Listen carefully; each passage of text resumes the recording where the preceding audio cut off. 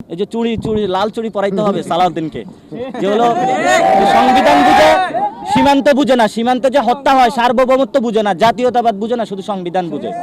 এগুলো হলো ভুয়া সাংবিধানিক, এগুলো হলো ভুয়া জাতীয়তাবাদী। এজন্য তাদেরকে বলবো বাংলাদেশের পক্ষে আসুন দ্রুত। স্বরাষ্ট্রমন্ত্রী এবং পররাষ্ট্রমন্ত্রী ওই দুইজনে হলো ওনাদেরকে চুড়ি পরিয়ে রাখা দরকার। ওনারা কোনো স্টেটমেন্ট নাই, কোনো বক্তব্য নাই, ওনাদের কোনো উদ্যোগ নেই। এজন্য সরকার নাগরিকদের নিরাপত্তা দিতে পুরোপুরি ব্যর্থ হচ্ছে। সরকার যেমন ঢাকাতে ব্যর্থ হচ্ছে, সকল বিভাগে সীমান্ত নাগরিকদের নিরাপত্তা দিতে ব্যর্থ হচ্ছে। তো এই জন্য সরকারকে আমরা বলবো, আপনি যদি সত্যিকারে জাতীয়তাবাদী হয়ে থাকেন তাহলে আপনি সীমান্ত রক্ষা আপনার প্রধান কর্তব্য। আর যদি আপনি সীমান্ত রক্ষা করতে না পারেন তাহলে আপনি একটা ভুয়া জাতীয়তাবাদী। এই জন্য যারা ভুয়া জাতীয়তাবাদী আছে তাদের হাতে দেশ নিরাপদ নয়। এবং বিজিবি থেকে যে প্রেস রিলিজ দিয়েছে সেখানেও বাংলাদেশের মানুষকে মাদক কারবারে চলাচলানি তারা হলো সেগুলো আখ্যায়িত করেছে। এটা ভারতীয় বয়ান। আমরা বলবো বিজেপিকে ভারতীয় বয়ান থেকে সরে আসার জন্য। আগে যখন ছিল পিলখানা হত্যাকাণ্ডের আগে, তখন হলো বিএসএফ মারা যাইতো, সে বড়াই বাড়ির যে যুদ্ধ হয়েছিল সেটা আমরা জানি। এখন হলো পিলখানা হত্যাকাণ্ডের পরে এই বাহিনীর মেরুদণ্ড ভেঙে দেওয়া হয়েছে। আমরা আশা করব এই বাহিনীকে নতুন করে পুনর্গঠনের জন্য এবং নতুন উপযুক্ত ট্রেনিংয়ের মধ্য দিয়ে সীমান্তকে রক্ষা করার জন্য।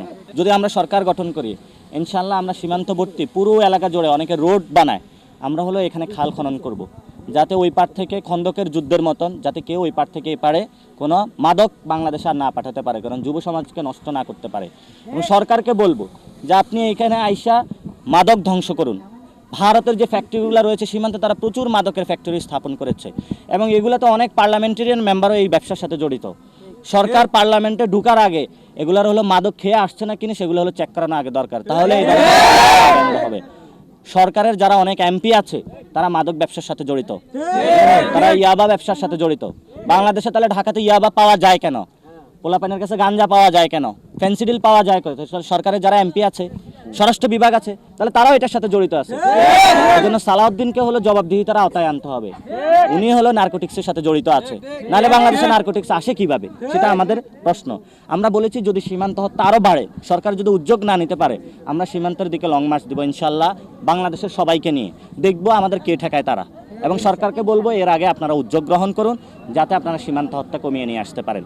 এবং কয়েকদিন আগে একজন সাংবাদিককে খুন করা হয়েছে। এখানে সাংবাদিকও নিরাপদ না, স্কুল কলেজ ছাত্র নিরাপদ না, কোনো নাগরিক নিরাপদ না, তাহলে বাংলাদেশের মানুষ কোথায় নিরাপদ? এটা সরকারের কাছে প্রশ্ন আমাদের। আমি আজকে আসার পথে অনেক জায়গায় আমাকে বাধা দান করা হয়েছে, আপনি 3 জন যাইতে পারবেন, 4 জন যাইতে পারবেন। আমি তো বাংলাদেশে দাঁড়িয়ে আছি, আমার যেটা ইচ্ছা সেটা আমি ঘুরবো, যেটা ইচ্ছা সেটা আমি যাব। হু আর ইউ যে আপনি আমাকে বলার জন্য যে আমি কয়জন সহকারে যাব? কালকে রাত্রে থেকে আমাদের ডিস্টার্ব করতেছে তারা, স্বরাষ্ট্র মন্ত্রণালয় থেকে। এই যে চুড়ি চুড়ি লাল চুড়ি পরাইতে হবে সালাউদ্দিনকে, যে হলো সংবিধান বুঝে সীমান্ত বুঝে না, সীমান্তে যে হত্যা হয় সার্বভৌমত্ব বুঝে না, জাতীয়তাবাদ বুঝে না, শুধু সংবিধান বুঝে। এগুলো হলো ভুয়া সাংবিধানিক, এগুলো হলো ভুয়া জাতীয়তাবাদী। এজন্য তাদেরকে বলবো বাংলাদেশের পক্ষে আসুন।